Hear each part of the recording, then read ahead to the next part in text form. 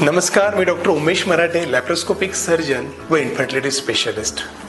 मित्रांनो, आजचा प्रश्न जो मला विचारला गेलेला आहे, अनेक जणांना ती एक शंका पडलेली असते की ज्या काही प्रेग्नन्सीत किंवा प्रेग्नन्सी राहत नसेल किंवा प्रेग्नन्सी वारंवार प्रेग्नन्सी लॉस होत असेल किंवा मिसकॅरेज होत असेल तर जनुकीय टेस्ट करणं गरजेचे आहेत का आणि त्या केल्याने काय फायदा होतो. मित्रांनो, जनुकीय आजार म्हणजे जे काही जेनेटिक आजार असतात, म्हणजे तुमच्या आई वडिलांपासून येणाऱ्या बाळात होणारे आजार, म्हणजे जनुकीय डिफेक्ट जर वडिलांमध्ये असेल किंवा आईमध्ये असेल किंवा दोघांमध्ये अशी स्थिती निर्माण झाली की दोघांचे गुणसूत्र जोडले आणि येणाऱ्या बाळामध्ये काही प्रॉब्लेम निर्माण होण्याची शक्यता जास्त असते. मग ह्या टेस्ट करून काय फायदा असतो आणि या टेस्ट इन्फर्टिलिटीमध्ये का केल्या जातात, वंध्यत्वामध्ये का केल्या जातात. अनेक वेळा अशा काही जनुकीय डिफेक्ट असतात की ज्याच्यामुळे येणारा गर्भ तो प्रेग्नन्सी राहत नाही किंवा प्रेग्नन्सी लाँग टिकत नाही. त्यामुळे तिचं एक तर मिसकॅरेज होतं किंवा काहीतरी कॉम्प्लिकेशन्स होतात. म्हणून या जनुकीय टेस्ट करणं खूप गरजेचं असतं.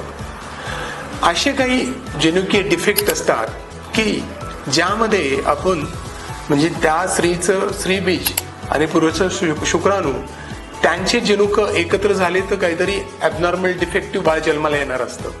मग अशा स्थितीत इवन गॅमेट सुद्धा चेंज करावे लागतात. म्हणजे एक तर तुम्ही पुरुष गॅमेट चेंज म्हणजे शुक्राणू चेंज करू शकता किंवा स्त्री गॅमेट म्हणजे स्त्रीबीज चेंज करू शकता. त्यामुळे जनुकीय टेस्ट ह्या करणं गरजेचे असतात. परंतु जनुकीय टेस्ट केल्या म्हणजे सगळे प्रॉब्लेम सॉल्व्ह होतील का? मुळीच नाही. कारण की काही पर्सेंटेज मध्येच आपल्याला व्हेरी लेस पर्सेंटेज मध्येच हे कारण असतं. रिपीटेड प्रेग्नन्सी लॉस असेल, मिसकॅरेज असेल, इन्फर्टिलिटी असेल. त्यामुळे जेनेटिक टेस्ट एकदम प्राथमिक टेस्ट नाहीये, परंतु कुठल्याही ट्रीटमेंटला पेशंट रिस्पॉन्स देत नाहीये किंवा वारंवार अबॉर्ट होत आहे. आफ्टर 3-4 अबॉर्शन्स मग ह्या टेस्ट केल्या जातात आणि ते पण कारण असेल का हे शोधण्याचा प्रयत्न केला जातो.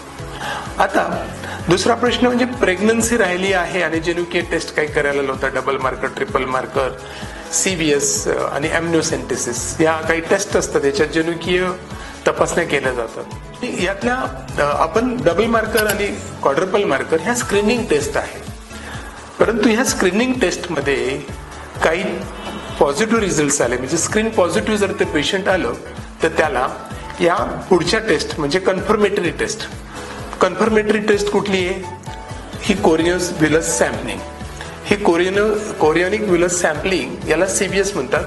ही टेस्ट कन्फर्मेटरी आहे. एम्निओसेंटेसिस, आता CVS ही टेस्ट 9 ते 12 आठवड्याच्या दरम्यान केली जाते आणि एम्निओसेंटेसिस म्हणजे गर्भजलामधल्या बाळाच्या सेल्स काढून त्याचा अभ्यास केला जातो. ही एक 15 ते 18 आठवड्याच्या दरम्यान करू शकतात. त्याचबरोबर काही NIPT नावाच्या नॉन इन्व्हेसिव्ह टेस्ट आहे. म्हणजे आईचं ब्लड घेऊन सुद्धा तुम्ही बाळामध्ये काही डिफेक्ट आहे का जनुकीय ते पण आपण शोधू शकतो. तर आईच्या ब्लडमध्ये बाळाचा DNA शोधू शकतो आणि त्याचा अभ्यास करता येऊ शकतो. पण त्याची सेन्सिटिव्हिटी 98-99% आहे.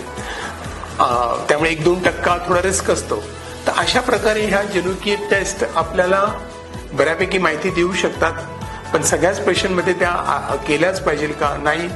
काही ठराविक पेशंट असतात त्यांच्यात ह्या टेस्ट केल्या पाहिजे आणि त्यातनं आपल्याला कळू शकेल का नेमका प्रॉब्लेम्स काय आहे. मग त्यानंतर आपण जेनेसिस्टची एक काउन्सिलिंगचं सेशन करू शकतो.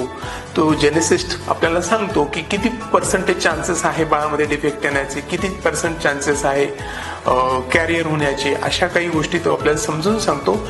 आणि ह्या ॲडव्हान्स सायन्समधला हा एक पार्ट आहे. आपल्याला कुठलंही डिफेक्टिव्ह बाळ नको आहे. आता जे काय बाळ असेल ते मला चांगलं हवं ही प्रत्येकाची मानसिकता झाली. त्यामुळे ह्या टेस्ट जेव्हा डॉक्टरांनी सांगितल्या तेव्हा अवश्य करून घ्याव्या. थँक्यू.